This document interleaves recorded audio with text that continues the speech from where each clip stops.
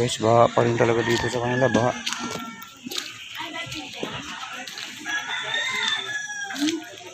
Ayan.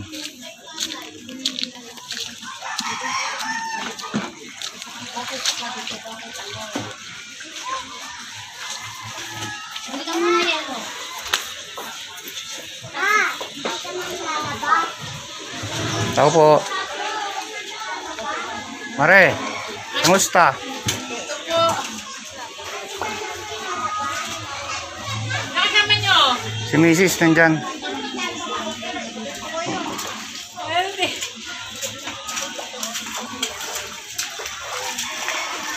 Ito yung aming kalagayan.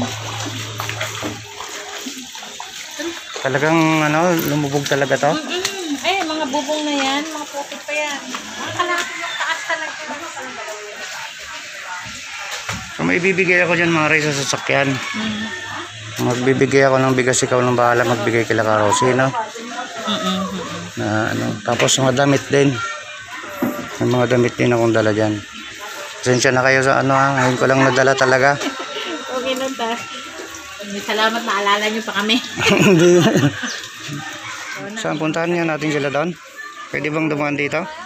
Ay, wala kang ano, buta. Saan? Ito. Ay, malit yan. Sige, mag-ano na lang ako. Mag-ano na lang ako. Ay, maputik pala. Makaputik na namin. Maputik. Ito yung kalagayan nila dito, guys. Kung isang buwan siguro ganito kapala putik, hindi pa kami matutuyo. Anong oras lumabas yung bumaba yung tubig? Kinabukasan pa ng Huwebes. Ibig sabihin maghapon na nakababad kayo ng ganyan. Ayun, hindi na talaga. Yung mga dingding dyan na, namulot kami dyan sa mga... Ayun guys, yung tabi kasi ng creek sa kanila. Putik.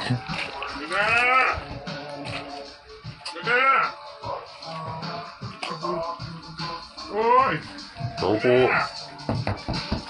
Naghahanap po sa kasal ko. Maraming mo. Sige na! Sige po. Nandito ako tayo ng ulit. O, dito na kami sa likod. Sino pare na saan? Ano daw, magpababang palay. Abili man lang daw ng ulam. Ayun, kay ka Lucy. Kalusi! Ate Lucy! Tanghali po. Magandang tanghali naman. Kumusta kayo? Tawa naman ng Diyos yung kanyang luna, hindi man tumikwa. Sabi ko, naluma ako yung bahay ni Ate Lucy. Talagang lubog talaga to? Opo! Meron na lang yan. Tuktok na lang ang makita. Grabe no. Nung isang araw ko pa gustong pumunta dito, kaso nga lang, wala akong pagkakataon pa. Sino bang mga kapatid na yung pumunta rito? Si Jay pumunta doon sa agro dahil nung gabi nandito sila, hindi na makababa. Tapos yung yung taga bundukan po, Apo. nagbigay siya sa amin ng bigas. Saka nag-abot sa amin doon ng sardinas. Nandun na kami sa agro. Linggo lang kami Ito, wala na akong nabiling mga delata. Ang nabili ko lang dyan talaga bigas. Bigas lang talaga. Parang naglalaba ata man. Wala na tong katuyuan. Tipin mo yung puti ko. Ganyan kataas. Oh, sige. Puntahan natin nga yung yung bigas sa Tara, puntahan natin yung bigas. Mga damit, may mga damit din akong dala. Bahala ka na sa mga kapatid dito, ate na, pakari na. Grabing sinapit nila guys, talagang.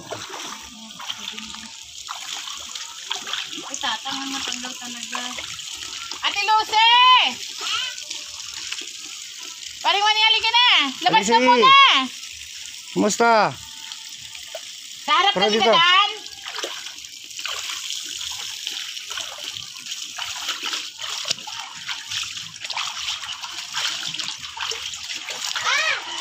Sige!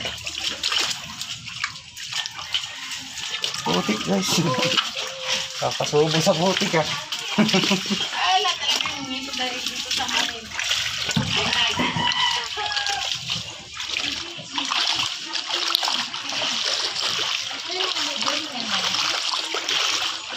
Ate Lucy, kamusta?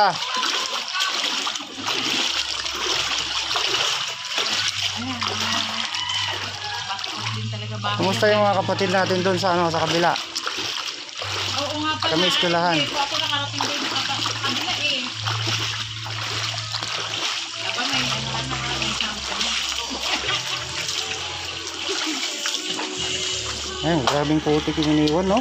Mga yan, mga bahay yan. Yan na lang makikita mo. Yan. Mga pwesto ng bahay yan. Talaga naman. Ang hirap. Eh di saan po kayo nung kasagsagan ng baha? Sa agro. Sa eskwelahan na po kayo pumunta. Hindi, Di ba binabaha din doon? Hindi naman. Natrap to. Kalahati doon, yung tubig na yan. Natrap po kayo sa taas. Doon sa kanila. Sa bahay nila, ano, Ang katabi kapatid namin. ni Edie Diaz. Sige, puntahan natin yung bigas po sa ano. Puntahan din natin sila Karosi. Nandyan si Mrs. ko eh. Yan ang kasama niya. Opo. Sasakyan. Kay Kanani, yung kay Kanani niya, wala na. Oo. Yung naman sa may tapat ng Akasya. Wala na.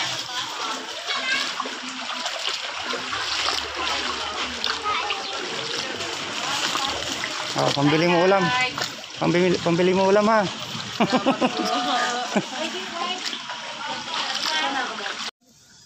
Nandiyan po si Karosi? Wala po eh. Wala.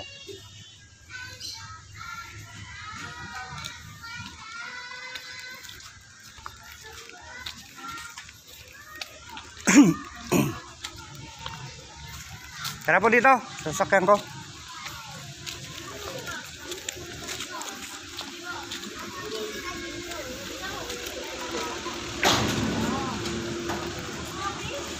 Tara, mare.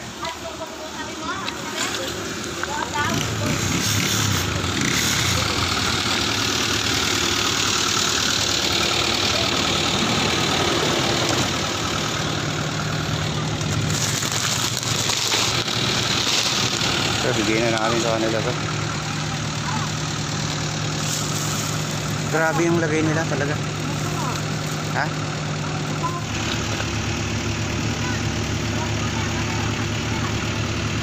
Malayo ba? Ayan, si Darling ko.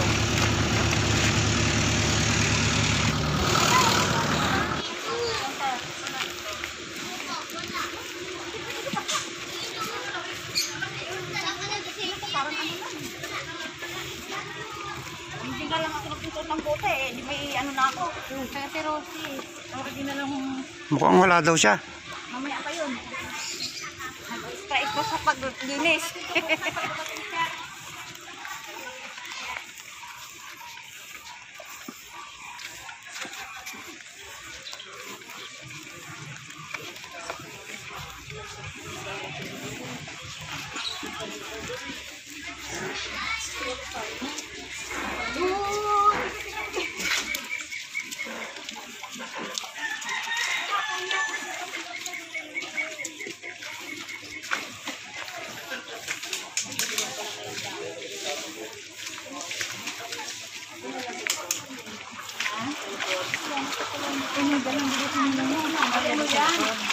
Ay, sa likod natin, Rosie.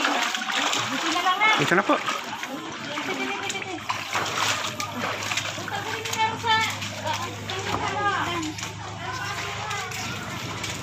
Alisin niyo ito.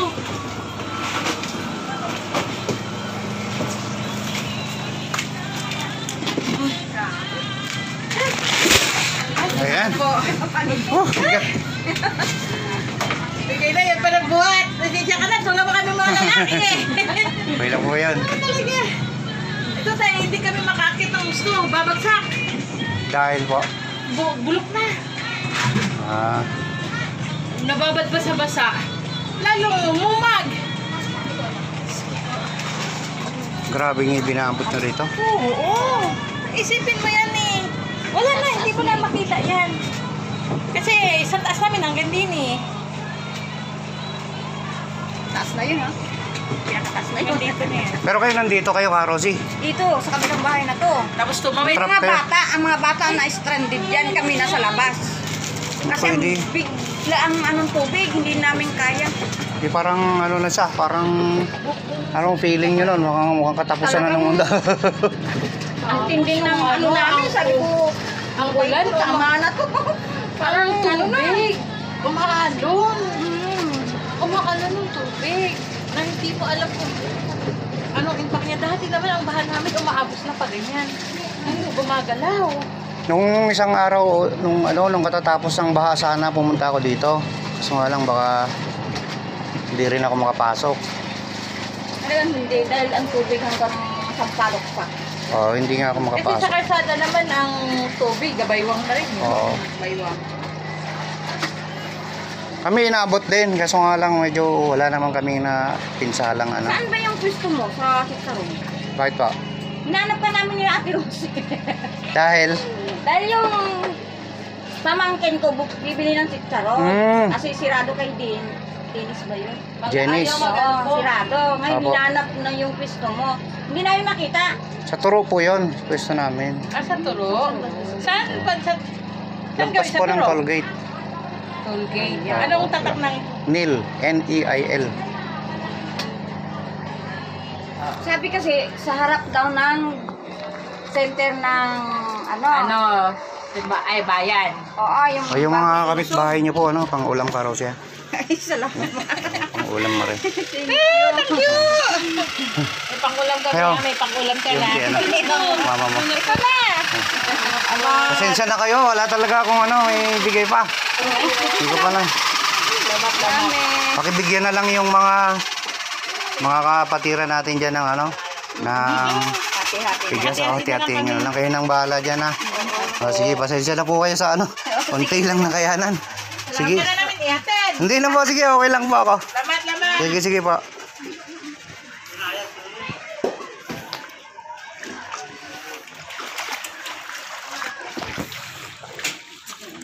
Yun guys, sana kabigay din tayo ng tulong sa mga pamilya dito sa tabi ng ilog.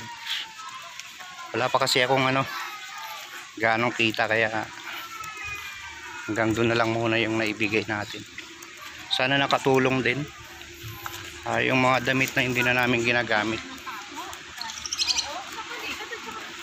ay pinamigay na natin. Sayang din naman, marami rin silang nawalang mga gamit. Tinangay ng agos. So salamat sa napaka-supportive kong misis. Kasi ayun, kasama ko siya ngayon. Sabing bahalunan. Ano lang? Pero may bahay pa rin sila. Diba nga eh. Yung mga bata doon. Oo.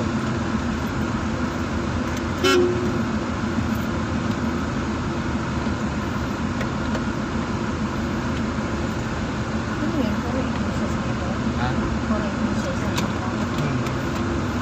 Isang yun dyan si Karosi. Wala si Karosi. Wala?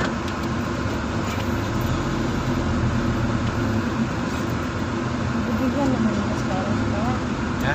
Sa Karos hindi siya nagaha. Ang tubig dito hanggang yan sa kalsada na yan. Hanggang ano, hanggang Baywang. Dito? O yung kalsada na yan. Hindi binaha din itong mga tao na to. Nakatingin sila sa'yo kung ano yung bigas. Wala. Masaya sila. Masaya nga sila eh. Siyempre. Wala magdala. Ako nagdala doon. Wala silang naisalba daw talaga. Mga bigas nila. Sabi nila, kayo pala.